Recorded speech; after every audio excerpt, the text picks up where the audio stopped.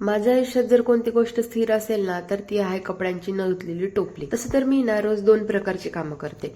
एक म्हणजे आज करायची कामं आणि दुसरी म्हणजे उद्या नक्कीच करणार असं म्हणून ढकललेली कामं। आणि त्यात ना कपडे धुणं हे काम म्हणजे 1001 मतांनी पुढे असतं। कपडे धुण्याचा आहे ना मला सगळ्यात जास्ती कंटाळा आहे। बाकीचे इतर कामं मी करून घेईल पण कपडे धुणं खूप मोठा टास्क आहे माझ्यासाठी।